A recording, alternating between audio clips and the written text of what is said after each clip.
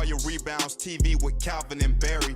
Just two crazy fans of the Sacramento Kings, and they sharing their opinion. So be sure that you subscribe. It's for the fans, by the fans. Whether you chilling on the couch or wilding in the stand. For laid back conversations about the Kings, subscribe here. Staying down until we come up thinking this gonna be our year. We're here drinking beer, talking about the Kings. Be sure you subscribe so you can hear that bell ring. Yeah.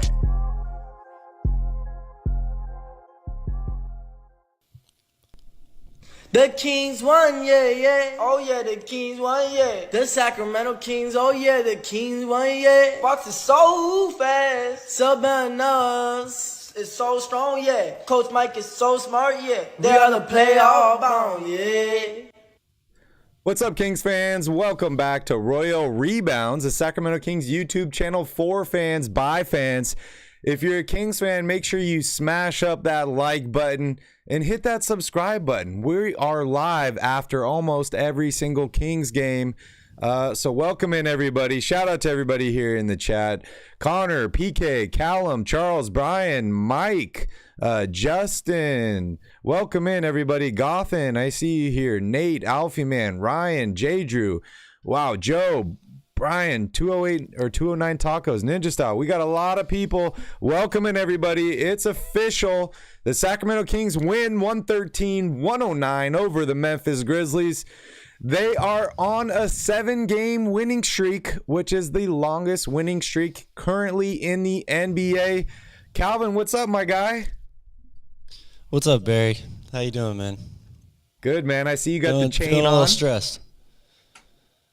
I see you got the chain on. Taking the chain off. I don't know when it's going to come off at this point. That was a close one, though. That was a close one. I like it. Yeah, it definitely was. First off, I got to apologize to everybody that was excited for our stream on Sunday.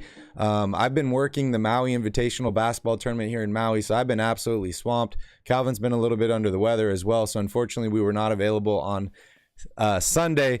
And we're not going to be available tomorrow night as well, which is quite unfortunate. I'm going to be working extremely, extremely late, breaking down everything in the tournament there. But hey, I'm having a lot of fun, and I'm here tonight to celebrate the win with you guys.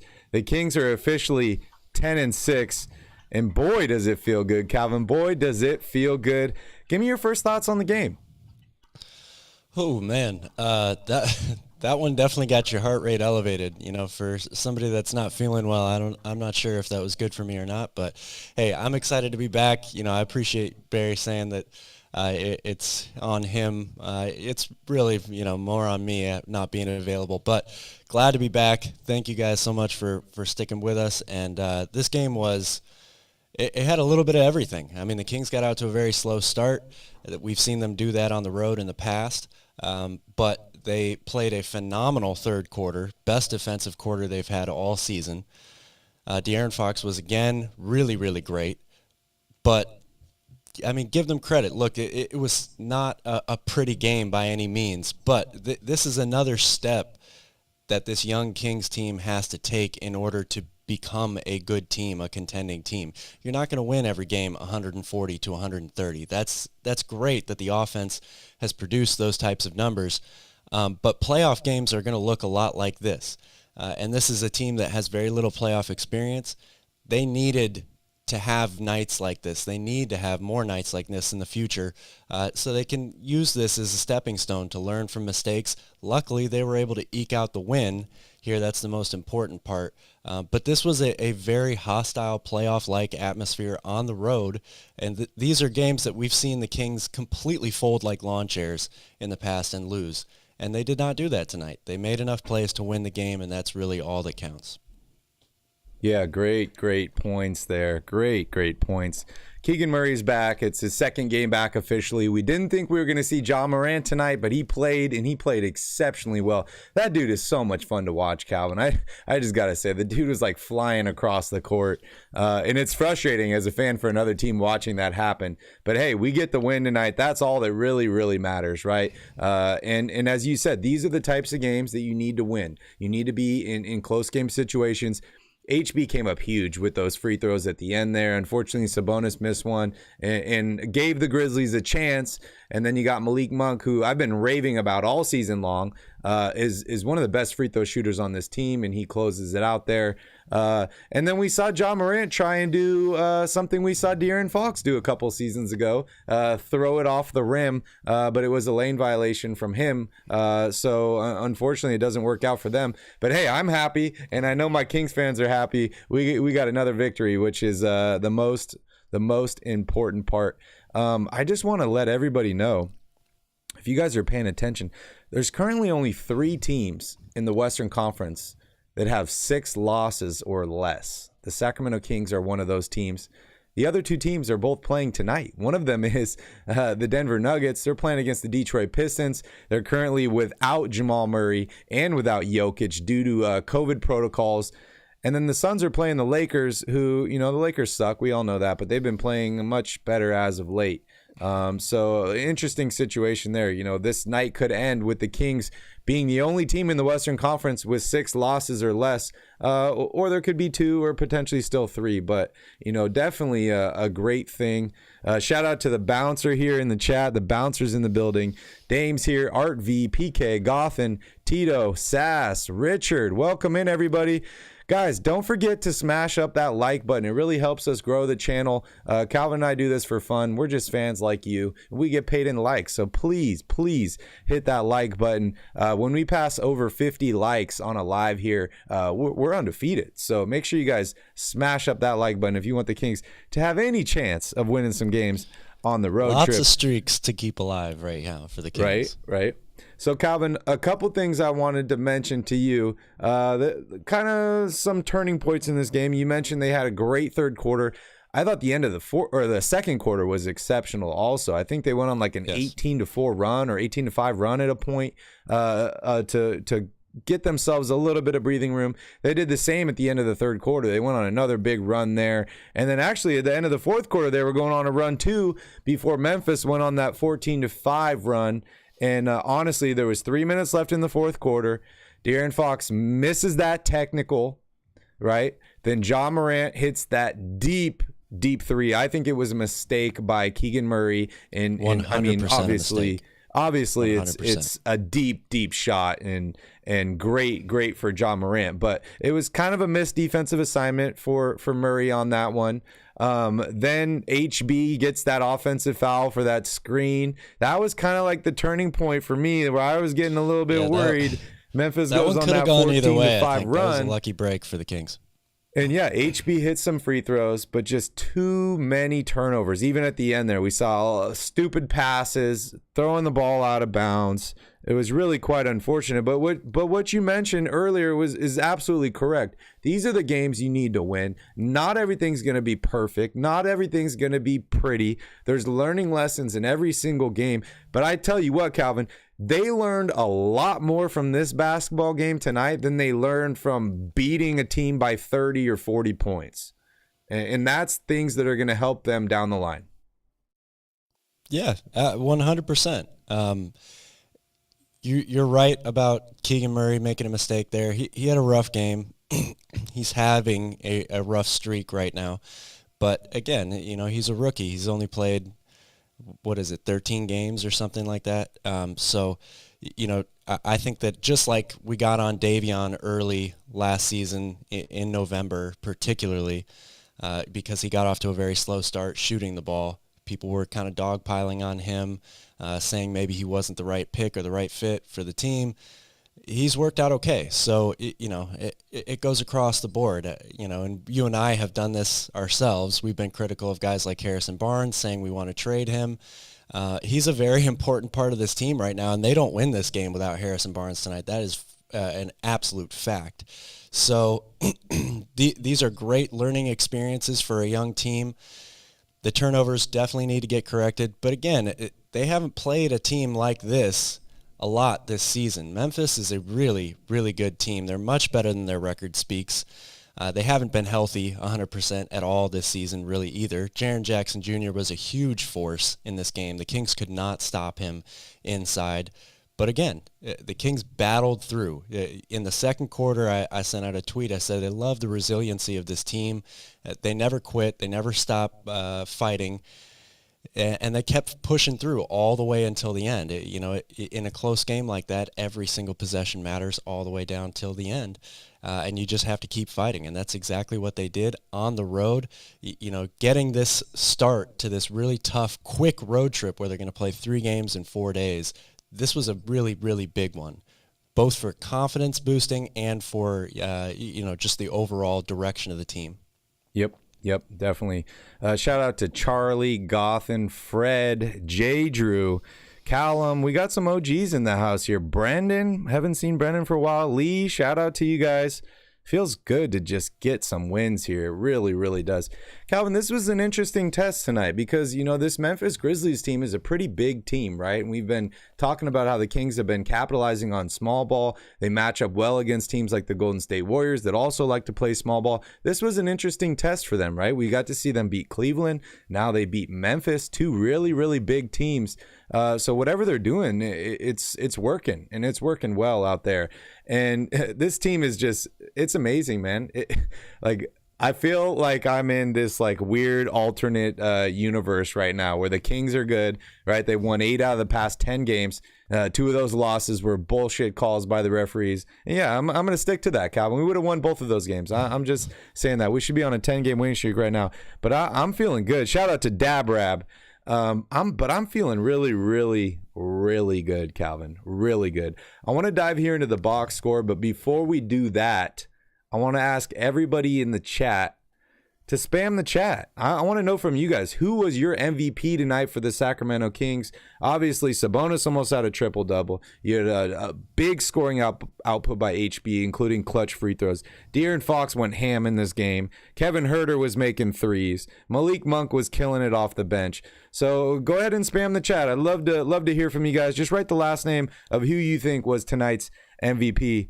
And Calvin, I want to know from you, in that last play there, the Kings are up 3. Memphis has the ball. Unfortunately, Ja Morant gets fouled shooting a 3-point shot, which is probably the worst possible thing you could do, right? Because if that shot goes in, they could win the game here. Yeah. But I want to know from you, in that situation, are you a fan of the take foul? Or just the foul to shoot 2 instead of giving them the opportunity? What are your thoughts on that? Generally, I'm not a fan of that. And to be honest with you, the Kings played that possession great. De'Aaron Fox has the perfect contest. The problem is he brings his hands down. That's all you had to do in that situation was just keep – he got great elevation right in front of Ja Morant. If he just keeps his hands vertical through that whole play, we're not talking about those free throws at the end there, and the Kings are walking away with a victory. So, I 9 times out of 10, I'm not going to want to take the foul there just because I don't want to try to extend the game longer than it needs to go. It was an unfortunate play, and luckily the Kings are able to survive that. In a close game like this, though, there's always going to be probably 5 to 6 plays that you can look at and say, if that would have gone a little bit differently there, or if the Kings would have played this differently, I would have gone to Malik Monk off the bench much earlier down the stretch there in the fourth quarter because it was clear that Memphis was taking De'Aaron Fox away from ball handling, and Kevin Huerter was having a really hard time with Ja Morant on him. I would have liked to have seen Malik Monk get in there a little bit sooner so I could have had a better, more reliable ball handler. But again, these are the nitpick things that we're going to say down the line in a really close game. Bottom line is the Kings were able to get the win. That's all that matters. Charlie is not a fan of Keegan Murray here. Interesting. We'll definitely talk about that. We'll touch on that a little bit, Charlie. But I want to just dive here into the box score. Man, look at that at the top, dude. 113-109 over the Memphis Grizzlies. A good basketball team, Calvin. We keep talking about how you got to beat good basketball teams if you want to be a good basketball team. And, hey, we beat up on a couple bad teams in the past week. Now we're playing a good team whose best player just returned and played incredibly well. And we're able to get another victory. So that's huge. Also, I've been noticing over the past week or 2 weeks that Jaren Jackson Jr. is back. I think that's absolutely huge for this Grizzlies team. Yes. I thought he was going to be out until maybe the first of the year. So that's absolutely huge for them. Yeah, they seem to heal very quickly on that team. They do. Interesting. Anyways, for the Sacramento Kings, Domantas Sabonis, 9 points, 13 rebounds, 8 assists in 37 minutes tonight. He was in foul trouble, picked up 5 personals. For Harrison Barnes in 33 minutes, 26 points, 4 rebounds, 7 of 13 from the field, 4 of 8 from three-point range, and 4 clutch free throws to really help the Kings seal out this game here. Only 2 points tonight for Keegan Murray, 3 rebounds, 2 assists in 24 minutes, 1 of 8 from the field, missed all 4 of his three-point attempts. 32 points for De'Aaron Fox, 8 rebounds, 6 assists. The dude had a bunch of steals in this game. Let me see if I can minimize this a little bit. 4 steals, I think. Where are we at here? Yeah, 4 steals for De'Aaron Fox tonight.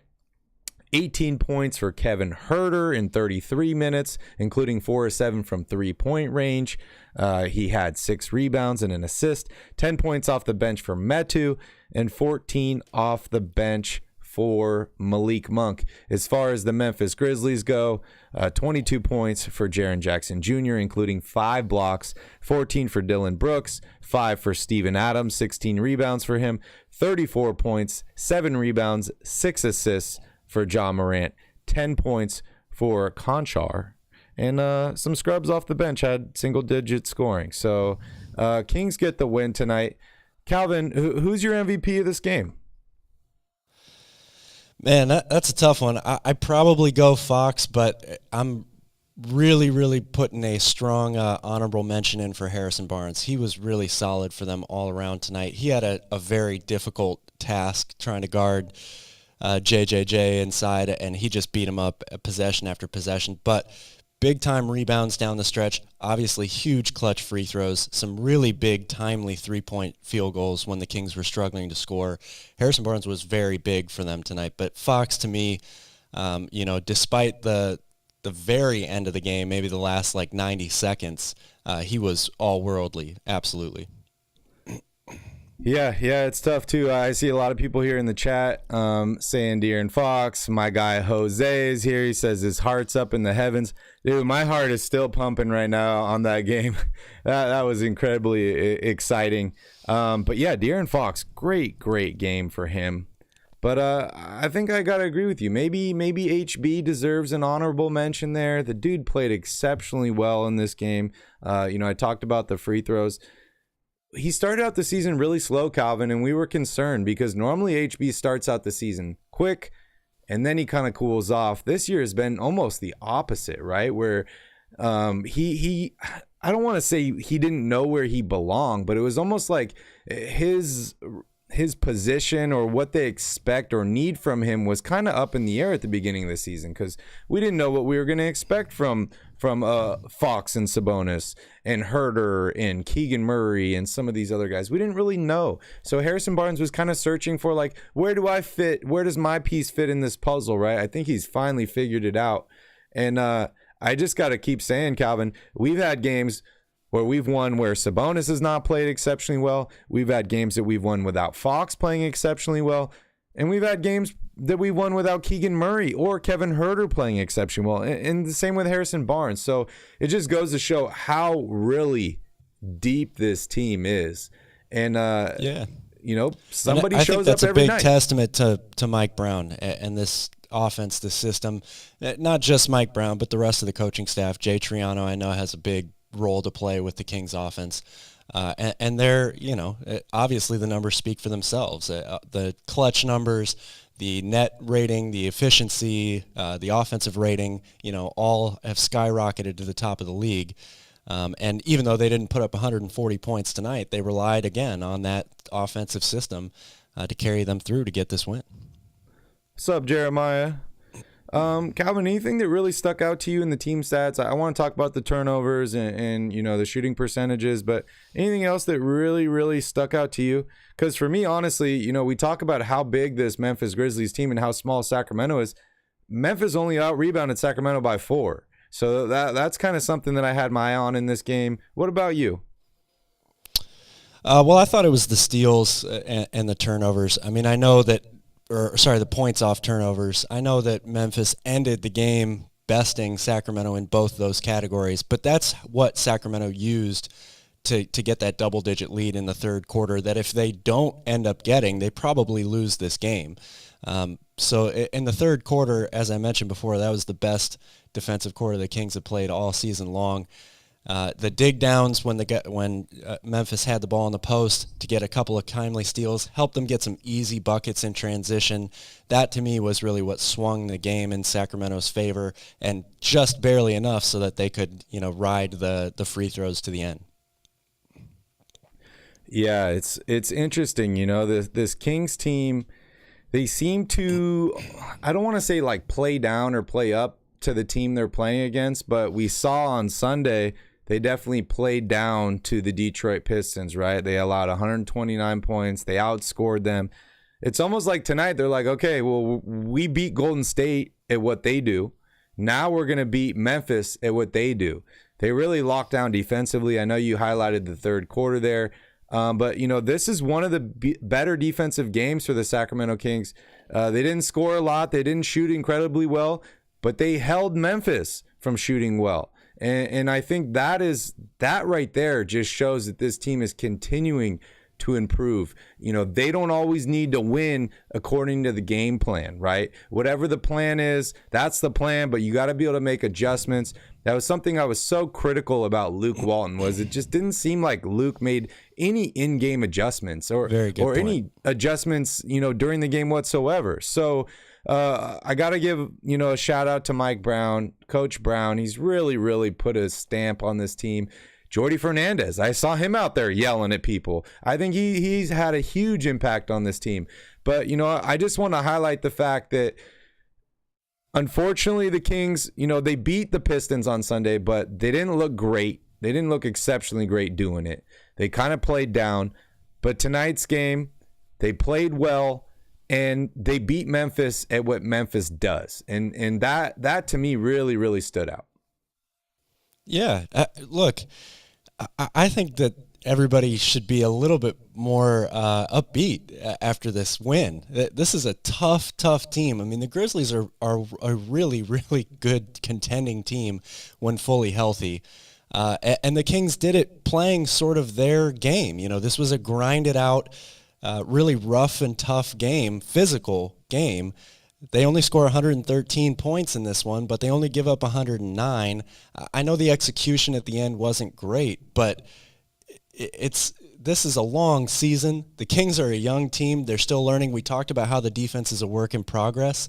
But if they're so good offensively at manufacturing good shots that they can usually turn into points, all you need is a good, 5 to 8 minute stretch of really lockdown defense in the second half, which they got in the third quarter here to pull out this win. And again, the Pistons game, it didn't look pretty, but it's an 82 game season, and we're talking about a team that's now won 7 in a row, and I believe 10 of their last 12. So this is good news, I think. These are learning experiences that the Kings should get better from thanks to their coaching staff.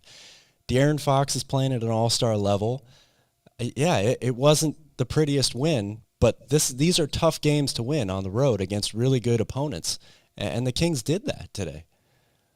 The Kings won, yeah, yeah. Oh, yeah, the Kings won, yeah. The Sacramento Kings, oh, yeah, the Kings won, yeah. Fox is so fast. Sabanas is so strong, yeah. Coach Mike is so smart, yeah. They are the playoff bound, yeah. Sorry, I had to play that for all my Island Boys fans out there. It's crazy, bro. It really, really is crazy. Jeff, they're fools. Yeah, I agree with you. But since I've been playing that video, we're winning basketball games. So I wouldn't say I'm superstitious. I'm a little stitious. But whatever we're doing, Calvin, it's working. And that being said, we need 8 more likes on this so that we can guarantee a win in the next game. Calvin, we talked about the streak, right? We were like, when's it going to end? When are the Kings finally going to lose a game? A lot of us had Brooklyn highlighted. Some people had Memphis highlighted. Atlanta's up next. We cruise past all of those teams, Calvin. 7-game winning streak. I'm going to say it again. It's the longest winning streak currently in the NBA. The Kings are tied with 2 other teams for the only 3 teams in the Western Conference with 6 or less losses. This is the Sacramento Kings team, Calvin, that started out 0-4. 0-4. You take out those first 4 games, the Kings are 10-2. 10-2. That's crazy. It doesn't even seem like those belong in the same sentence. Sacramento Kings 10-2. That's absolutely crazy. Ninja Style says 8-game win streak. Why not? I couldn't agree more. Let's do it. Not? Shout out to Dennis. Thank you, Dennis, for the super chat. That's going right into the beer fund. We appreciate you, Dennis. Thank you so much. Calvin, it's going into the tea fund for me right now. We got a lot of stuff to talk about today, Kings related. So was there anything else that you really wanted to touch on in this game before we move on? Because I got a ton of stuff to talk about. Oh man, I mean, we could talk about this game for hours probably. You know, you can really dissect and nitpick a lot of individual players and aspects of this game. But man, I mean, let's keep it moving. What do you got on the docket, Barry? So one thing I had on here, which I'm going to erase, I was going to talk shit about Marvin Bagley's dad because I saw him at the Pistons game and he did not look happy. But, you know, I'm in a good mood. So I'm going to move right past that. And I'm going to move into De'Aaron Fox is the Western Conference Player of the Week. Well deserved. He's absolutely killing it. Calvin, who's the Eastern Conference? That it comes exactly the same time that Tyrese wins Eastern Conference Player of the Week? Crazy. Coincidence or not? Crazy, right? And I know a lot of people would say, oh, the Pacers won that deal because they got Tyrese and he's going to be a star. Dude, don't get me wrong. I love Tyrese Haliburton. I think he's going to be a wonderful player in the NBA. But Sabonis helps this team currently more than Tyrese Haliburton does. And just the fact that you can take a number 12 overall pick, like the Kings had the 12th pick that year. Tyrese fell late in the draft to them. There was people passing on him. They didn't think the 3 would translate, blah, blah, blah, all this stuff. But you basically took a number 12 overall pick and flipped it for a multi-time All-Star in Domantas Sabonis, a guy that almost had a triple-double tonight. And actually, I think is more important on this team than Tyrese Haliburton was. Now, if you were to say, we're going to trade Fox, we're going to keep Tyrese Haliburton, we're going to build around him, maybe that would work. You know, I think that probably could have worked. Is it going to take a little bit longer? Probably, because he's a little bit younger. But bringing in a guy like Domantas Sabonis for a first-round pick that you basically landed on is an absolute steal. And I think it's a good trade for both teams. So, you know, everyone that wants to say somebody won the deal, somebody didn't, it's still too early to say. I think right now both teams won the deal. What about you, Calvin? Well, I go back to what I said the last time we talked about this. I don't think it's about winning or losing the deal. I think that both teams got what they needed or what they wanted out of the deal. It's propelling both of them in the right directions currently. You know, whichever team, if one team makes the playoffs this year and the other doesn't, you know, then maybe you have some sort of credible evidence to say that this team won the trade, but I don't really think that it's about that. It's the Pacers are rebuilding around Tyrese Haliburton, and it seems to be working for them, at least in the short term. You know, they have a plan, and obviously it is working for the Sacramento Kings to replace Haliburton with Sabonis. So both teams got what they wanted out of this deal. What up, Makami? What up, David? JN, welcome in, everybody. Kings win tonight. 7-game winning streak activated. Light the beam, Calvin. Light the MFing beam. Light the beam! Woo! Yes, sir. Let's go, man. The beam is lit. That's my favorite part. The beam is lit. The beam is lit. I love it. I love it. I just wouldn't turn the beam off at this point. Just keep it on. Keep it lit, man. Do they turn it off in between games, or do they light it and then unlight it? I think you got to turn it off at some point. I don't know. I mean, they just keep winning basketball games, you know? So, I don't know. Jeff says, I could barely see the beam. Do we need a new beam? We've been using the beam too much already. The beam's running out of energy. Shorting out the beam. What up, Neil? Dude, light the beam, dude. Keep that beam lit. But back on De'Aaron Fox, winning Western Conference Player of the Week. We talked about, the three things to me that he's really done this offseason or this season, which he's built off of. One is limiting turnovers. Two is he's shooting the ball much, much better. And the third thing is his defense just seems to be improving every single game. He made, 5 threes tonight in this game. 5 of 8 from three-point range. Not something you would have expected out of last year's De'Aaron Fox. He's been shooting much better from the free throw line.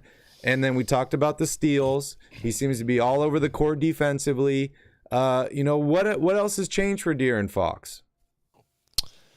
Well, the number one thing that everybody talks about with De'Aaron Fox is his speed, right? And how quickly he can get to the rim at will. I think one of the biggest differences in his game this year, and I think it plays a large role into his decision-making and cutting down the number of turnovers, is he's actually slowing down a little bit. He knows that he just said the other day, I get any shot I want, and that's true.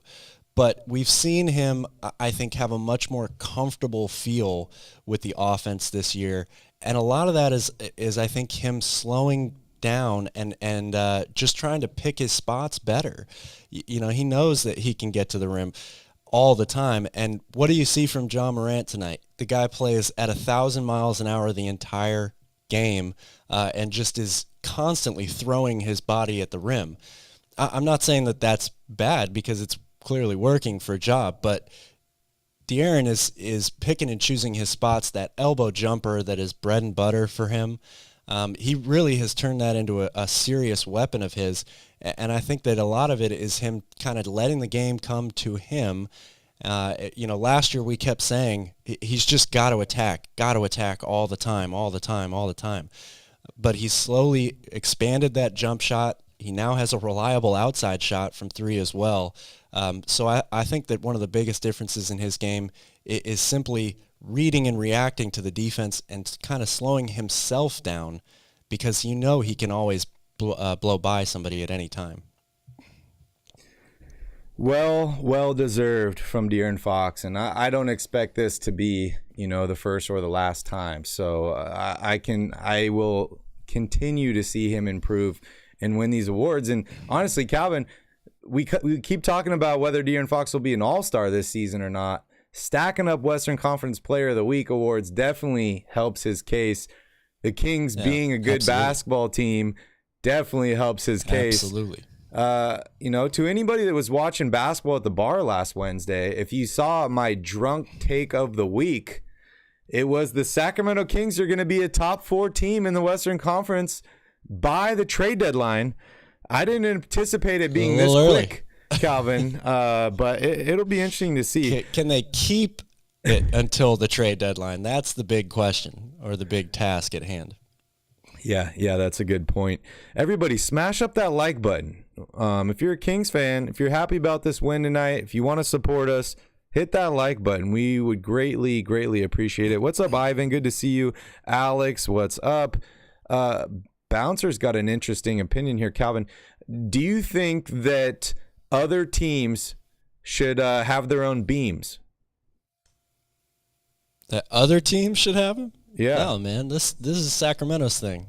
Nobody else gets a part in that. Why we want to give this away now? This is the Kings are winning games left and right. The beam is lit. Beam team, #beam team is such a great thing, and now we want to say that. I'm just giving you a hard time, Bouncer. But no, this is Sacramento's own. We need that beam. He's wondering if other teams are going to be copying us because it's clearly giving us a competitive advantage, Calvin. They can try. We've won, but there's only one beam game. team. We're undefeated when they light the beam, Calvin. Did you know that? Yes. Undefeated. A couple updates here. Currently, the Denver Nuggets are losing to the Detroit Pistons 103-100, 3 minutes left in that game. And the Lakers are tied with the Phoenix Suns, 10 minutes left in the third quarter. Also, Calvin, did you get a chance to watch that Nets Sixers game? I did not.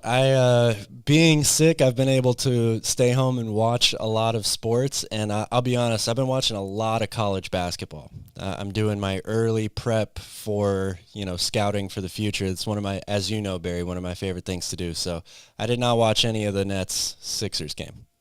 Okay. You were busy watching me on TV today then. I watched a lot of you on TV, yes. So the Sixers, they beat the Nets tonight, 115-106. Guess who the Sixers are missing? They're missing everybody. No James Harden, no Tyrese Maxey, no Joel Embiid, and Ben Simmons travels to Philadelphia, almost has a triple-double in this game. Kyrie's back. KD's there. They lose. They lose to the 76ers. The Nets suck, bro. They honestly, they stink. Shout out to Brian here for the super chat. Thank you, Brian. That's going into the beer fund. Shout out. Appreciate you. Oh, Jesus Christ. My computer was going crazy. Oh, Ivan, I would love to cross beams with Charles tomorrow. What does that mean, PK? They're going to the game in Atlanta tomorrow. Oh, they're going to cross this. beams or streams? Yeah, cross beams. Interesting. That sounds kind of dirty, like the meme that Lane just texted me. Thank you, Lane. Shout out to Lane. Red velvet is sexy. It is. It's also delicious if you like the cake. Shout out to Lane. Thank you, Lane. All right, next up, I want to let everybody know about the Costco tickets. If you've been anywhere around Facebook or any of these Facebook Kings groups, a lot of people are posting that Costco is having a great deal on Kings tickets. It's 2 tickets for $79 in the lower bowl. I just want to give a public service announcement. Don't buy the tickets. I've been hearing a lot of Kings fans have saying they bought the tickets and you have to go online and sign in to choose your date in your game, and they've all been sold out. So I would not buy those Costco ticket packages, at least for now. Too good to be true. Yeah, too good to be true. Sometimes it is. Calvin, the Kings when you got a winning team, stuff like that is a lot harder to come by, right? Very, very true. So yeah, stay away from the Costco tickets as of now, if you can. The Kings beat the Spurs last week, and Greg Popovich had some interesting comments to say about the Sacramento Kings. Did you hear his interview, Cal? I did. He talks about how the Kings are a great young team. He expects them to get better and better. He loves the style that they're playing with. Obviously, he's a fan of Coach Brown because Coach Brown did learn under him right before Cleveland. That was a big win, but more important, just, a guy like Greg Popovich, who's, in my opinion, probably one of the best coaches of all time. You could argue that there's a few guys in that list, but he's up there for me. But just hearing those words about a team like Sacramento that's been bad for so long feels so good for me as a Kings fan. I could only imagine what it feels like being De'Aaron Fox or Harrison Barnes or one of these players that's been there so long, right? Those are the guys that are really, really getting just a lot of confidence from this. And guys like Malik Monk, you just joined this team. Kevin Huerter, you just joined this team. Keegan Murray, you just joined this team. Sabonis, you joined last year. But Fox, Harrison Barnes, some of these other guys have been going through a lot of losing seasons. And, to have all the hard work that they've been doing in the offseason, obviously De'Aaron Fox is getting paid, right? So, he's getting paid for the work he's doing, but he wants recognition. That's the next step. And getting these wins, playing better. Now he's getting recognition from other coaches. He's getting recognition from the league now, winning Western Conference Player of the Week. Next up is All-Star Game, Calvin. It's got to be All-Star Game. And once the Kings get some representation at the All-Star Game, that's going to boost popularity. I think they've been talking about potentially flexing the Kings into some of these primetime games and get the trash Lakers out of there. So this is all good stuff. What were your thoughts on Coach Popovich's statements on the Kings? Well, I think you have to take them seriously, first of all, right? I mean, Coach Pop is never shy to speak his mind about anything, and when he does, he usually speaks the truth.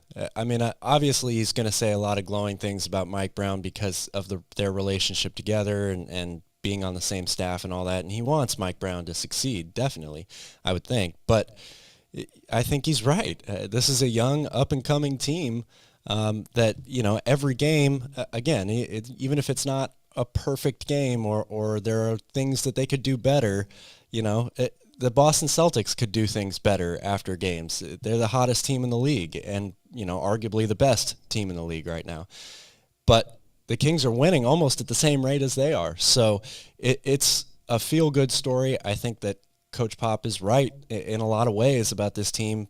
And, he's not the only one that's taking notice. A lot of people are starting to take notice, like the league when they give De'Aaron Fox the Western Conference Player of the Week.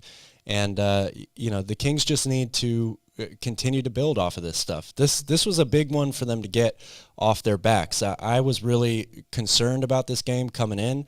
Memphis is a team that has absolutely owned Sacramento over the past, year and a half to 2 years. They played each other 4 times dating back to the beginning of last season before tonight. Memphis had beaten them by an average of 21.5 points a game. They really do not match up well with the Grizzlies. And, of course, Desmond Bane was out. That would have changed this game for sure. But, again, these are just milestones that the Kings continue to step along on the path towards becoming a real playoff-ready team. Yeah, I couldn't agree more. Charles says the KD also had a lot of good things to say about the Kings.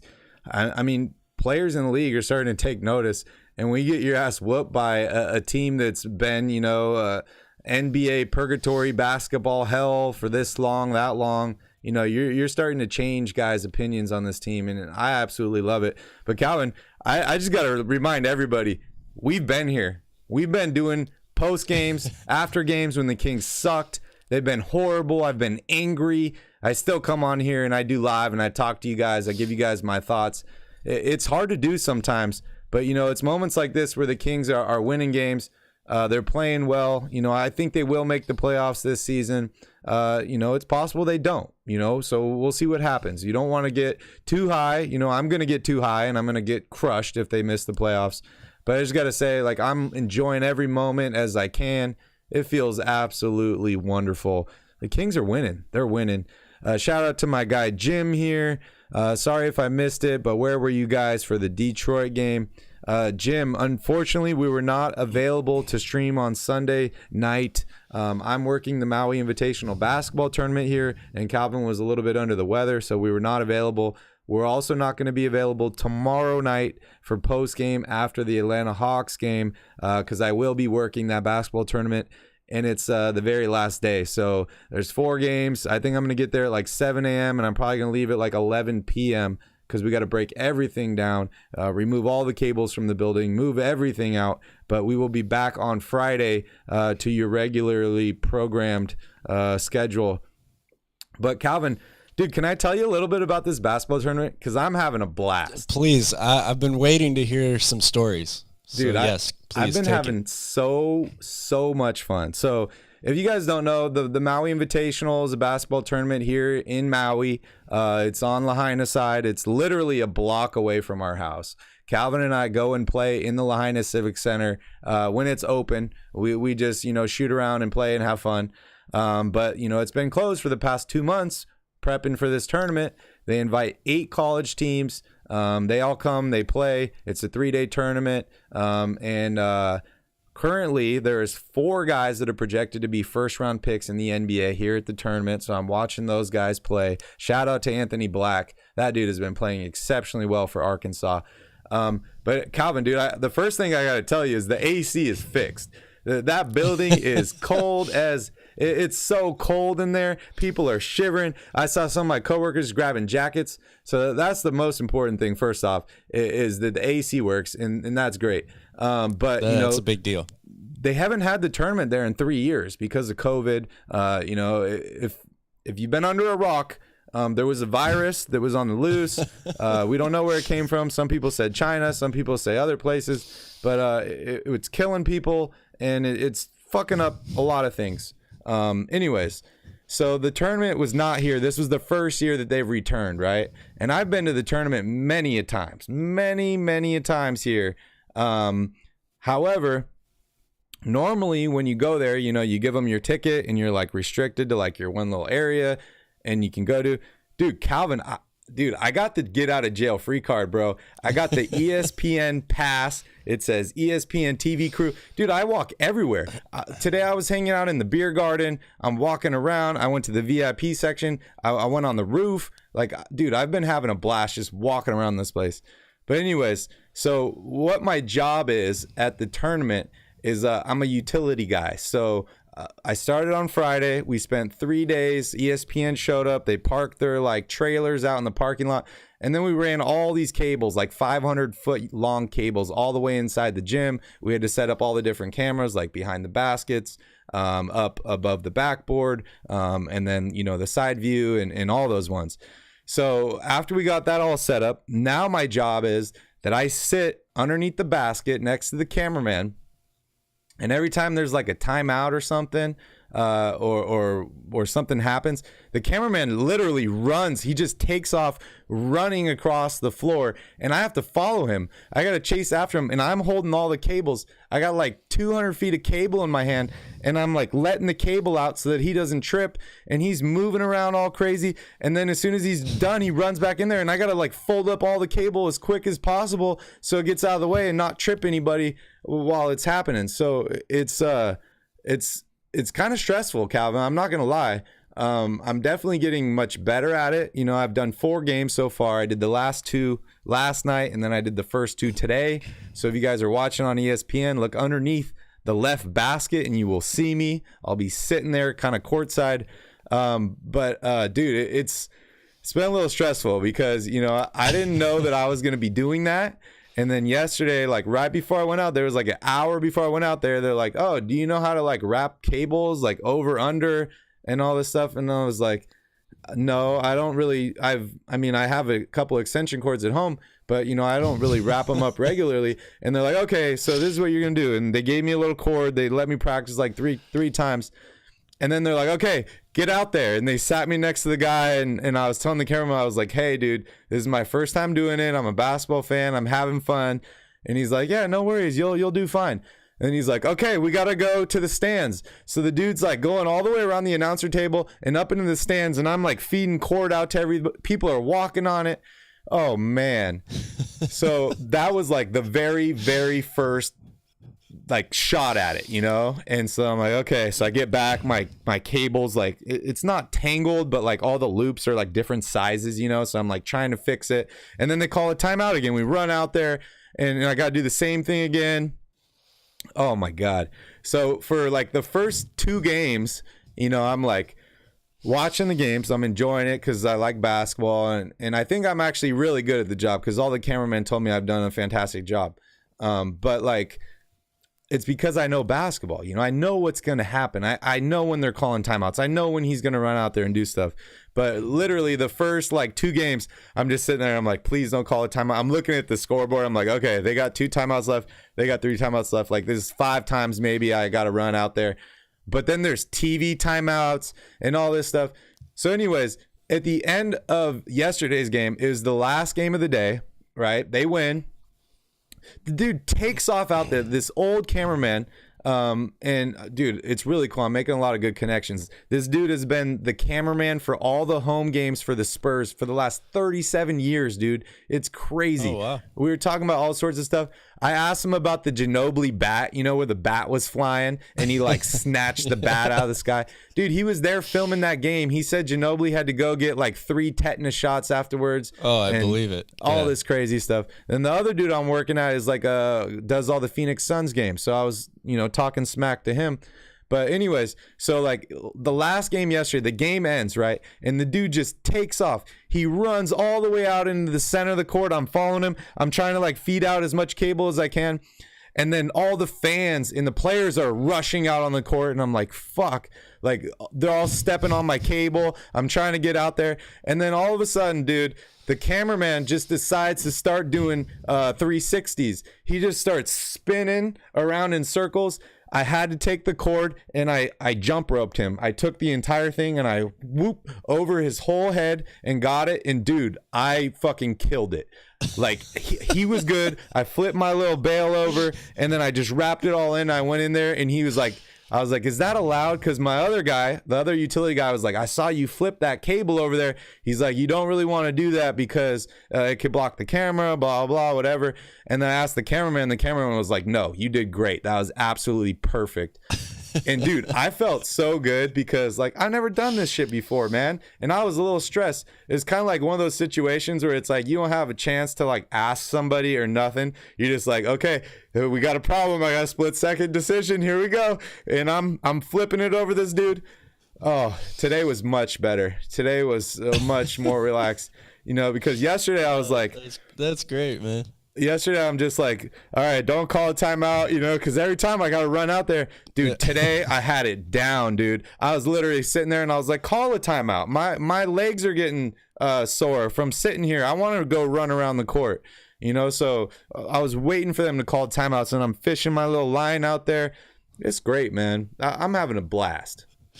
That's awesome, dude. No, I'm happy for you. I was supposed to be there working the tournament too as a bartender. I would have been outside, obviously, so I couldn't be up front watching the games like you are. But I'm just dying here with everybody in the chat laughing. They're calling you Barry the Cable Guy. It's fantastic. For those of you who don't know, Barry is an avid LA Rams fan. So he's actually not doing this job because he loves basketball. He's doing this to get it on his resume so that he can be Sean McVay's spotter next year on the sidelines for the Rams. I think it's going pretty well so far. So, dude, I already got 3 job offers. I got offered to work for the Rams if I want. I got offered to work for Temptation Island on the Big Island. Like one of the dudes is like, dude, we'd love to have you come work for us. And then I have this other guy offer me a job in Massachusetts. And I was like, fuck Massachusetts. I don't want to move any there. I told him, I was like, maybe I'll do a Rams game if I'm on vacation and I'll just like come a week early. I'll do some work and then I'll go on vacation. But dude, it's hard for me. I hope you guys are picking up like how stressful the beginning of this thing was. I'm sure. Because it's like, dude, what is it about chords? Like you could wrap a chord, you know, perfectly, and then it just like turns into this like crazy bird's nest. And it feels like everyone's relying on you. It's like live TV. They're all just running out there. And dude, my cables are looking good, bro. They're looking real nice. So my cables are looking good. That's hilarious. I just got to say that. Quote of the year right there. Shout out to the Detroit Pistons, by the way. Breaking news. They just knocked off the Denver Nuggets. So hell yeah. The Kings now have a better record than the Denver Nuggets. Holy shit. We got a live look in here. The top of the Western Conference. Calvin, who would have thought that the Utah Jazz would be the top of the Western Conference and the Sacramento Kings would be tied for second place with the Phoenix Suns? Who would have thunk it? Who would have thunk it? It's wild. It's absolutely wild. That's crazy. What's Phoenix at right now? You know what the score on Anthony that game Davis goes down again. Uh-oh. How can he go down if he's already down? It's like you're pulled over. We can't pull over any further, right? Yeah. It's crazy. Wild, man. Let's look at the schedule. When do the Kings and Jazz play each other for the first time this year? Oh, it's not until I think December. We looked it up before. Okay. Kings Jazz December 30th, and then we play them again December 30th on January 3rd. January 3rd. Man, never in a million years would anybody have predicted that game could have potentially be for first place in the Western Conference. I mean, there's ways to go until then, obviously, but oh man, that's crazy. So anyways, last words on the tournament. Tomorrow's the last day. If you're watching, check it out on ESPN.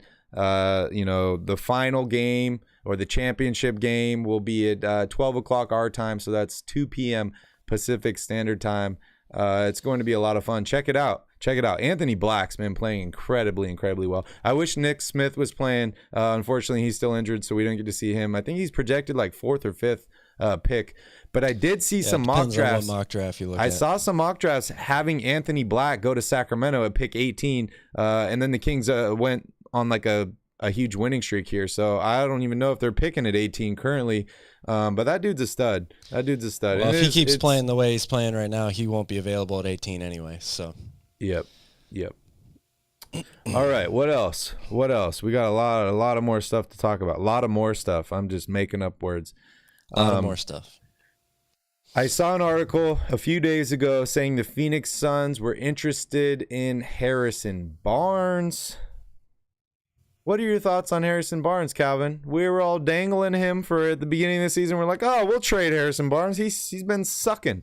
Then we shift our stance a little bit, and we're like, we don't want to mess up the chemistry on this team. We're winning basketball games. Now he's been playing really well. The Kings continue to win basketball games. Would you even consider trading Harrison Barnes at this point? Like, what would it take to get him? And before you answer that, I asked this one cameraman today who's a big Hawks fan if they would consider trading for KD, and he told me, fuck no, that guy is selfish and he'll ruin our team. So that's something interesting to keep in mind in a situation like this, because I know a lot of Kings fans would be like, I'll trade Harrison Barnes for KD. Obviously, you're not going to do that straight up. But I'm just saying, what would it take for you to part with Harrison Barnes? Well, I think if you're talking about Phoenix specifically, I'm not willing to trade Harrison Barnes unless I'm getting Mikal Bridges back at this point. That's just it for me. And I don't think that Phoenix is going to do that anyway. So I don't really see, a lot has been talked about Jay Crowder. At this point, Jay Crowder hasn't played yet this season. I'm not willing to give up Harrison Barnes for a guy who hasn't played yet this year. I know Jay Crowder is a reliable player, just like Harrison Barnes is, but with how well Harrison Barnes is playing right now, he's overcoming a lot of Keegan Murray's struggles for the team right now. I'm not willing to give him up just to give him up anymore. That's blasphemy, I think, at this point. So unless you're going to include Mikal Bridges in a deal, which, again, I don't think that's going to happen, I don't think we're going to have a deal here. What about John Collins? Yeah, John, that's an interesting one. I'm not so sure on that one. John Collins, to me, I think it's still clear the Kings are looking for some rim protection, right? Obviously, another big man. John Collins doesn't necessarily fit either of those molds, so I'm not so sure I'd be willing to do that deal at this point. Yeah, I couldn't agree more. And yeah, when I was talking to that Hawks fan, I made sure to thank him for Kevin Huerter. I said, thank you so much. Kevin Huerter has been that is the trade of the off season right now. For what the Kings gave up to get him, yep, it's absolutely the trade of the off season. Yep, I couldn't agree more. And yeah, I'm in the same boat as you. Harrison Barnes is I'm not trading him right now. I've gone over this in the past. What's the point in trading him right now? He's playing well, right? The Kings have won when he's not played well, but he's playing well now. 2, he's going to expire at the end of the season, so that gives you cap flexibility if you need. It also allows you to re-sign him, to go over the salary cap and re-sign him. The Kings are going to have some cap space this offseason, so they could potentially bring in another guy and re-sign Harrison Barnes to go over. And the dude just fits so well. He wants to win. He wants to be in Sacramento. Like, I keep saying that over and over, and I feel like a lot of people, they laugh at me when I say, why would you want to keep a certain player? And I say, because they love Sacramento and they want to be here. That is an underrated thing. And yeah, once we start winning games and things are looking good, then a lot of people are going to want to play in Sacramento, which is a good thing. But Harrison Barnes wanted to play in Sacramento when we were not a good team. De'Aaron Fox wanted to be in Sacramento when we were not a good team. Domantas Sabonis wanted to be in Sacramento when we were not a good basketball team. This is loyalty, man. Loyalty is key, says Dennis. And I couldn't agree more. That's a good point. You know, and that is what is building their chemistry. That's what's fueling this 7-game winning streak. You know, so I'm not trading HB right now. If they offered me KD for HB, I'm hanging up the phone. No point. No point in it right now. That's interesting. All right. Let's talk a little bit about Keegan Murray. I see some people here talking in the chat about Keegan. Obviously, he's had a rough game. We heard about the things with his grandmother. Then we heard some good news. Then he played really, really well. But he's kind of been spotty, right? Something you'd expect from a rookie. But a lot of people didn't look at Keegan Murray as a rookie, right? They're like, he's the most NBA-ready player of all these guys. He played exceptionally well in the summer league and the preseason. And then everyone's like, okay, you know, Keegan Murray is the best player on this team or the second best player on this team or whatever it is. Do you think people are just expecting too much of Keegan Murray? I saw Charlie here in the chat. Charlie's kind of our devil's advocate. And you know, I really do appreciate devil's advocates because I think they're very, very important. You need to look at multiple sides. You know, I don't want to live in an echo chamber of everyone just saying, you know, what you said is perfect. Everything is great, blah, blah, blah, all this. Like, you're not going to get far that way. So I do really appreciate Charlie. But he's not high on Keegan Murray. What are your thoughts on Keegan? You know, where do you think he's at right now? What do you expect from him this season? And, you know, is he a tradable piece right now?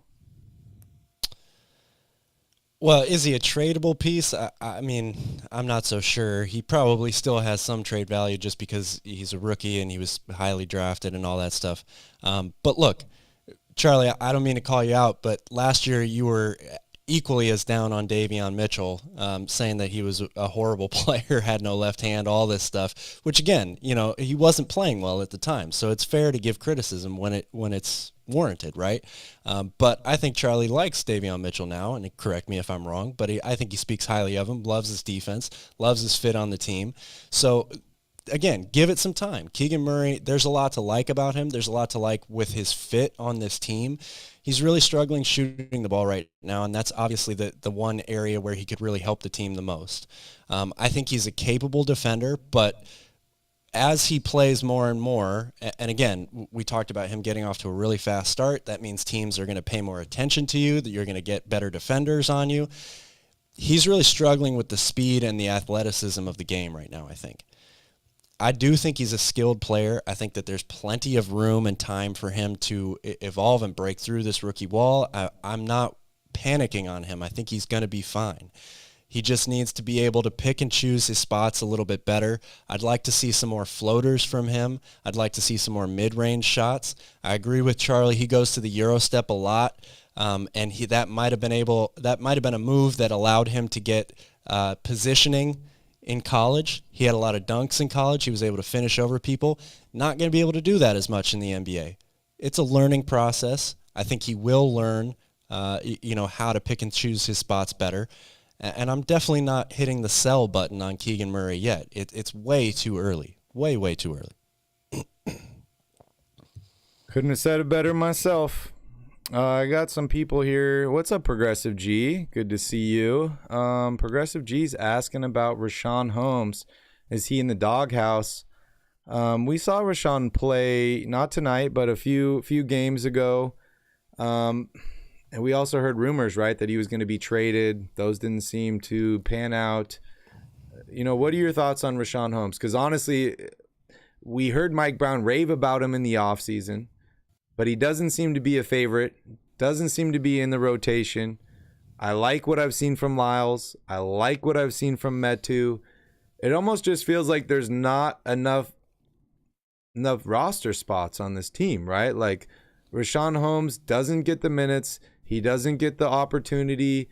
And, you know, I think that that's probably another thing that's affecting him too, right, is he's not getting consistency. Yeah, obviously it's hard to make an impact on the game when you don't play very much or even, or sit on the bench completely for multiple games in a row. But I just keep coming back to this idea that in Mike Brown's system, again, it's going to look similar to what the Golden State Warriors do. And if you're going to be a big man and play in this system, you have to be able to make plays for others. And that is perhaps the weakest point of Richaun Holmes' game. I mean, we've even seen him make a couple of threes. I would argue that his shooting is a better strength than his playmaking ability. They don't run a whole lot of, strict pick and roll like they used to. It's a lot of dribble handoff. They like to get the bigs with the ball in the middle of the court and find cutters. And Richaun Holmes is not that guy. He doesn't possess enough rim protection ability or even rebounding, which are two of his, you would argue some of his strengths. He doesn't have enough of that stuff to overcome his deficiencies for not being able to play in this system. It's why you don't see Alex Len play.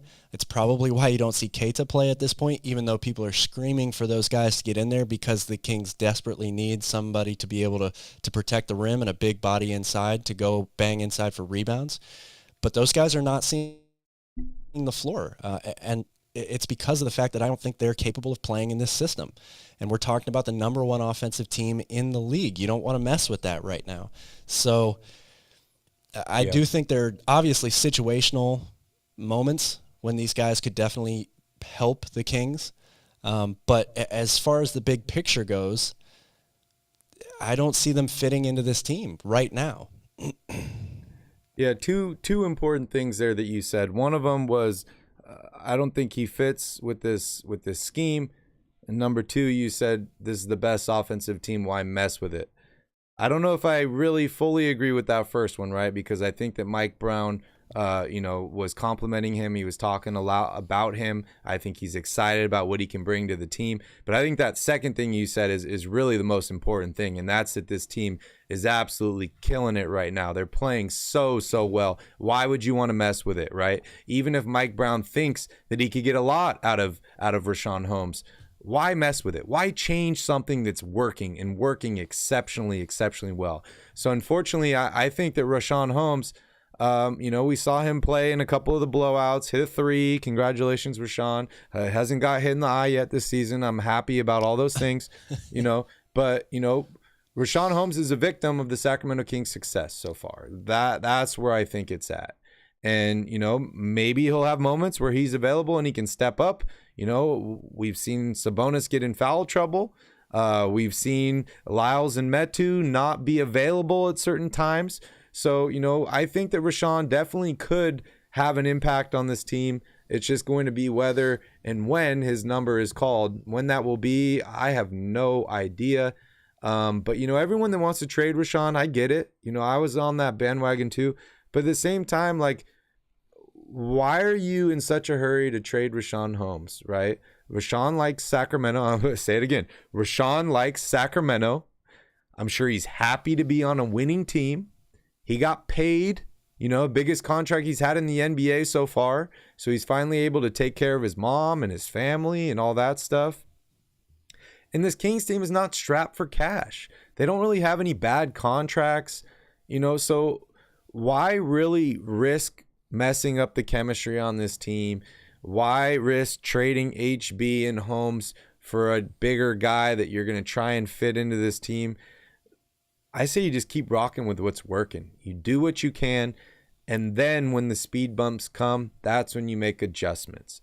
If the team is starting to struggle, if you're having, lack of minutes for some of these other guys and you want to put Richaun Holmes in there, go for it. If it doesn't work out, then make a move. Then figure it out. But, don't fix it if it ain't broken. And that's kind of where I'm at right now with this entire roster, including Richaun Holmes. I'd love to add more pieces, but at the same time, it's like we're winning basketball games. We haven't lost a game.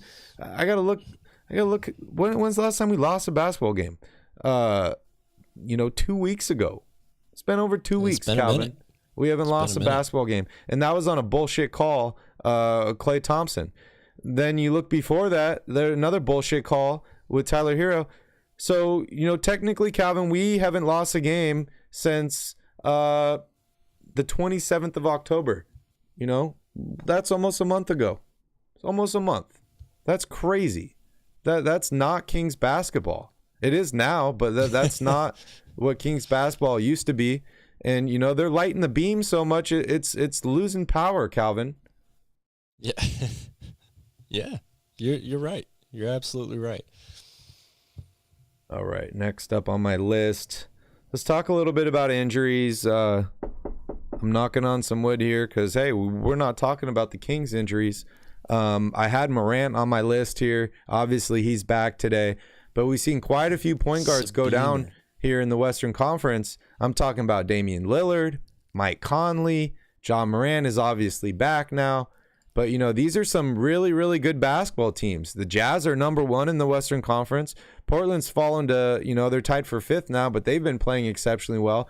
But, you know, this is an opportunity for the Sacramento Kings to get up even higher in the standings. You know, they don't play the Jazz, but, you know, these other teams, we're starting to see injuries pile up on other teams and not the Sacramento Kings. Knocking on wood again here. You know, this is time. This is Kings time, dude. You got to take advantage of these moments. Yeah. The regular season is always a battle of attrition. I mean, we see it every year. And the past couple of years, there's been obviously some major, you know, season-long ending injuries for big-time players across the league. But, you know, I've talked about it a lot. I think that the level of competition, the competitive balance in both leagues is at an all-time high, or maybe not an all-time high, but certainly much higher than it's been in a very, very long time. And I think that teams, you know, whether you've got guys injured or not, teams are going to beat each other up over the course of the season. So it's whoever can outlast the other. What you got to play who you have healthy. That is what it is. Yeah, and we do have a couple other teams that are playing well. We got to give a shout out to the Pacers. They're on a 5-game winning streak. Tyrese Halliburton's playing well. Like I said, guys, we don't need to hate on Tyrese and the Pacers. It doesn't help the Kings. Hating on them does not help on the Kings, right? We say they both, it was an equal trade, right? Both teams won. That's what happens in a good trade. So I got to give a little shout out to the Pacers. They've been playing well. Not a lot of people expecting much from the Pacers. Also got to give a shout out to the Washington Wizards. Not a lot of people expected, you know, anything out of the Wizards, myself included. They've been playing well, but obviously the Kings are the surprise of the league. They got off to a very fast start last year too, and they faded at the end there. So lots of injuries. Beal got hurt, and so we'll see. We'll see what happens. But the Kings are the talk of the NBA. You know, like at this point, ESPN should only be talking about the Sacramento Kings. When I go into work tomorrow, Calvin, I'm going to put that in the comments box. You know, ESPN should only be talking about the Sacramento Kings right now because obviously they're the best team in the NBA. They've won 7 in a row here. It should be, 10 in a row. This team's killing it, Calvin. They are absolutely killing it. And they are. It feels good because I don't get to say this shit point. very much. I don't. And it's like, dude, I got to show this again, man. We're the third. We're tied for 2nd. Phoenix is playing the Lakers. That's crazy, but I'm rooting for the Lakers right now. That's crazy. I know we don't say that very often, but absolutely crazy. So, Calvin, I want to hear from you before we move on here, and we're going to talk about the next upcoming games. But if you can let me know what you think are the strengths of this Sacramento Kings team, right? Like, obviously, we talk about the offense, the pace, stuff like that. But, you know, if you're an opposing coach and you're going in to play the Sacramento Kings, like what are you writing down? What are you circling and telling your players? Like, this is what this team is exceptionally good at, and this is why they're winning basketball games. Well, I think that's, you know, fairly easy. You can obviously simply look at the numbers and say this team is great at spreading the floor. They share the ball really well. The assist to turnover number has been really good lately. Obviously, the three-point shots have been an absolute killer. They put up a ton of them, and they knock them down at a very high clip. But as we also saw in this game tonight when they put it up on the screen, the Kings have been the best clutch team in the NBA this season, and that is perhaps the most surprising thing to me about this team. When the game is tight, when the game is on the line, De'Aaron Fox and the rest of this crew has completely taken over.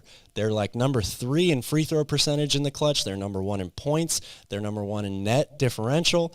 They're number 1 in offensive rating. Like it just blows me away that the execution has been, it wasn't really that great tonight necessarily, but again, they knocked down some really clutch free throws when they had to. But De'Aaron Fox has really taken over, in the moments when it matters the most. This team gets up and down. They play at a very high pace, and they play a small lineup with a lot of really, difficult matchups, especially for teams that like to play bigger guys. They seem to wear teams down, towards the end of it because they play at that high frenetic pace and they share the ball really, really well. I think if you're an opposing team, you obviously want to try to attack the paint. You want to try to get Sabonis in foul trouble. If you do that, you have a huge advantage on the Sacramento Kings. But those would be, I think pretty obviously the first few things that any coach would say when they're going up against the Kings. All right, let's take a look here at the upcoming schedule. I just got to show this one more time. Look at all that green. Green is good. Red is bad. A lot of green here. I love it. Lots of green. Lots of green. All right, so next up, tomorrow, it's a tough game, man. Back-to-back, on the road. We're traveling, probably right now, from Memphis to Atlanta to take on the Hawks. This is an early game. This Hawks team is a good basketball team. We're hearing about them shopping some players, right? They're shopping Bogey, they're shopping John Collins. But this is a team that really swung for the fences this offseason in trading for DeJounte Murray. Calvin, can you give me your keys to the game? Well, first of all, I want to say this is obviously a game that Kevin Huerter's probably had circled on his schedule for a long time, right? Going back to Atlanta, over or under 30 points for Kevin Huerter tomorrow night. Oh, wow. 30? I expect him to have a really huge game because, look, Trae Young and DeJounte Murray have been really, really great in the backcourt together. But DeJounte Murray's probably going to guard De'Aaron Fox for most of the game. I don't think you're going to want Trae Young on Harrison Barnes or even Keegan Murray because that's a mismatch that you should be able to take advantage of. So he's probably going to have Kevin Huerter as his matchup, and I see that as a big area where the Kings can take advantage of. Huerter's got a ton of size, obviously, over Trae Young. Young's not a reliable defender. We should be able to get Kevin Huerter off to a really quick start in Atlanta. And then the real key to me is going to be the battle inside. Clint Capella is one of the best rebounders in the league. Sabonis and him clashing inside. And then probably, John Collins and Harrison Barnes will be a good matchup as well. So, but I think that Trae Young is going to have a long night because if Kevin Huerter gets going and they try to switch him, off to somebody else, who's he going to go guard? Probably De'Aaron Fox, and that's definitely not what Atlanta wants. So it's going to be interesting to see both these teams, I think, like to get up and down and play at a fast pace, probably take a bunch of threes in this game, but I think whoever wins the rebounding battle will probably go a long way to winning this game. Sorry, guys, no drunk take of the week. That's only on Basketball at the Bar, which unfortunately we will not have tomorrow night, but we will be back next Wednesday on Basketball at the Bar for our drunk take of the week. I see here Kevin gonna hurt her. I like that. Talking about Chris Webber, interesting. Mitch Richmond, yeah, I love those. Alfie Man says Trae needs a haircut. Couldn't agree more. But no, Calvin, kind of, I want to kind of continue on what you're saying there. Trae Young is a great player. He's a great shooter. We all saw what he did in college. We're seeing what he's doing in the NBA. But honestly, who's he going to guard on this Kings team, right? Like it's all mismatches. I mean, that's the question every night for Trae Young. Who's he going to guard? It's 100% mismatches, and I actually like this Hawks team. I like Clint Capella a lot. I thought he's a very, very underrated player in Houston. I thought they got him for an absolute steal in Atlanta. Bogdan is out for this game. You know I like Bogdan. DeAndre Hunter is day-to-day. Yeah, I do love DeAndre Hunter a lot. Oh, I didn't even know he might miss this game. Wow. And then we have, John Collins is not happy. There seems to be a little drama going on in Atlanta. Sacramento's happy. We're winning games. They do have a chance to lose this game, but hey, we got 50 likes on this video, so I'm going to predict a win here. I'm going to guarantee a win here. This to me looks like a trap game for Atlanta. Atlanta's looking at the schedule. They say we're playing the Sacramento Kings. They're coming off a back-to-back. They're traveling. We're at home. This is a trap game for Atlanta, Calvin. Atlanta's going to lose this basketball game to the Kings, and they're not going to know it until the Kings are up 15 in this game and they're trying to battle back. That's what's going to happen. Yeah. Kings are going to get up early in this game. And honestly, like on your point, if you can switch HB on Trae Young and just back that mother effer down in the post, you can do a lot of damage. And then that guy's got to make a decision. Either I call for help and we double and we leave Kevin Huerter wide open, I take a foul, which could potentially put me in foul trouble, or I let him get easy baskets over me. Those are three tough decisions, and it's going to be a long night. I agree. It's going to be a long night for Trae Young and the Atlanta Hawks. So I'm saying Kings win. Yeah. It's another step that you would like to see the Kings take, though, just like we saw them take a big step tonight, winning a tough game in a really difficult road environment against a good team. They haven't always played well in back-to-backs on the road either, so being able to get up for that game tomorrow, again, like you said, it's an early game. We've seen the Kings struggle with those situations in the past. I'm not saying that this is the same Kings team, but it's just another step you want to see them take. And also to your point about Trae Young, we're talking a lot about him being an easy target for the Kings when they're on offense. When the Hawks have the ball, whether it's DeJounte Murray or Trae Young with the ball in their hands, because obviously they dominate the ball a lot, the Kings have had a lot of success this season with blitzing and double-teaming guys off of pick and rolls. We've seen them do it against Steph Curry. We saw them do it tonight against John Morant, forcing teams into turnovers, getting out on the fast break, and scoring transition buckets. I look for them to do that a lot in this game as well. Try to extend, that initial pick and roll from Clint Capella further and further out, so that the Kings defense doesn't have a whole lot of, doesn't have to shrink back as quickly. And Sabonis has been really good at that. So I do think that the Kings, especially with all these guys potentially being out, Bogdanovich, maybe DeAndre Hunter, it's a big advantage for Sacramento. Yep. All right, Jeff, the game starts at 4:30 p.m. your time. So heads up on that. Let's see here. I'm just doing some housekeeping here, checking up on the comments. Brian says, you guys see that they're renaming the street the Tower Bridge is on? I have not heard that, Brian. What are they going to rename the street to? The Beam Street? That'd be dope. Beam Street. Have you heard about that, Cal? No, I haven't. I'm reading the chat here. It's funny. We're talking about Oscar Robertson being solid.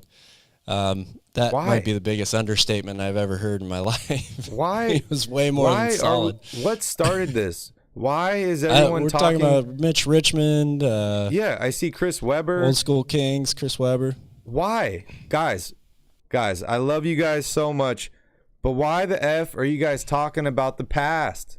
Like, if we sucked right now, yes, we should be talking about the past. We're good right now. Let's talk about the future. Let's talk about the present. The future is now. Yeah, let's talk about these guys. Let's talk That's about a Cable who's Guy on the team by the right way, now. for anybody who caught that. Fox versus the greatest of all time, Charles. Well, I mean, I hope you all hope that De'Aaron Fox will be the greatest king of all time, because that's probably what it's going to take for this Kings team to win a title and do some damage in the playoffs. And that's where we're headed. This dude is young. He got paid. He's got talent around him now. Dude, I got to give another shout out to Malik Monk. That dude impresses me every single night. Did you see him late in the game tonight? He picks up the ball, goes for that, a dunk or a layup late, Like he's faster with the ball than the defenders were without the ball. He just zooms right past him. I thought it was De'Aaron Fox for a minute. Then I saw the Band-Aid, I'm like, oh, he is incredibly fast. Wait a second. I personally felt like this was actually not one amongst best games. I know he had a lot of fans in attendance, and I felt like he was forcing it a lot tonight. But he was able to make some plays down the stretch. He still contributed big time to this win. I just thought that he looked like a jumping bean out there at sometimes. He was playing with so much energy, which he does all the time, and that's a good thing. You want him to play with that energy, but you also want him to control it a little bit. I felt like he was forcing the issue a little bit too much tonight. Well, since we're not going to be here tomorrow night, Calvin, should we talk a little bit about the Boston game on Friday before we end the stream here? Yeah, let's do it. So what have you seen from Boston this year? Obviously, we know about Brown. We know about Tatum. There's a team that went to the NBA Finals last year. You know, they're 13-4 right now. They're playing exceptional basketball under a new head coach. Jason Tatum's day-to-day for this game. You know, give me your thoughts on Boston. How do the Kings match up against Boston? And what do the Kings need to do to win this basketball game? Oh, man. This is going to be the biggest test of the year, right? Boston, in my mind, is the best team in the league right now. They're coming off of a great run to the NBA Finals last year.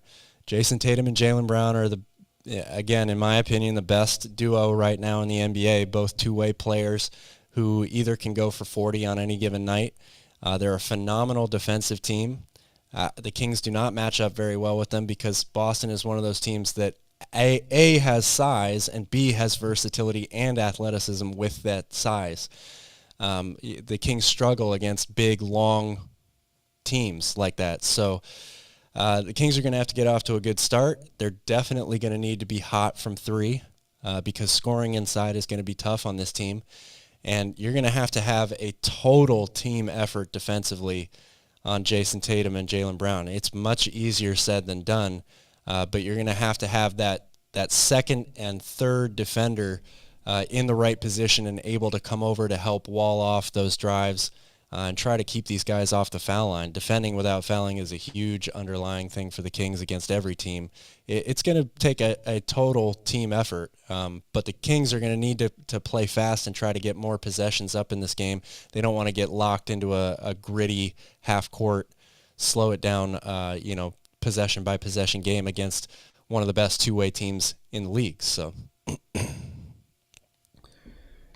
Jim, I'm a big Mike Bibby fan. I liked White Chocolate, but honestly, the best point guard in Kings history is Big O, right? Oscar Robertson. I think we all have to agree on that. But De'Aaron Fox, he's looking pretty good, man. I think he's probably better than Bibby, probably better than White Chocolate at this point.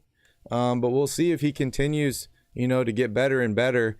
Being good individually only goes so far, right? When you need to contribute to a team and win some basketball games, and that's finally what the Kings are doing. So that's good. But yeah, back on the Boston Celtics situation.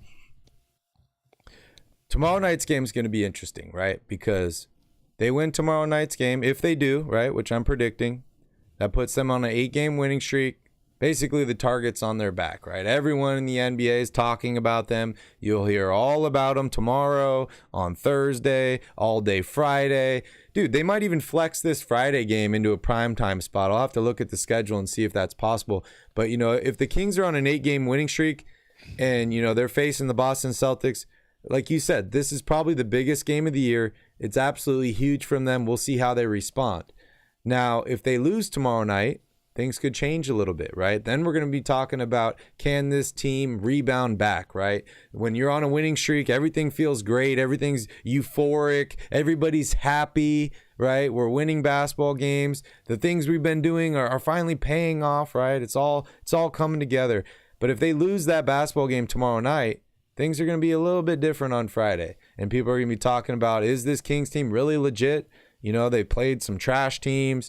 And then, they lost last night to the Atlanta Hawks. What are they going to do, right? So it's going to be interesting, the narrative on Friday's game based on what happens tomorrow.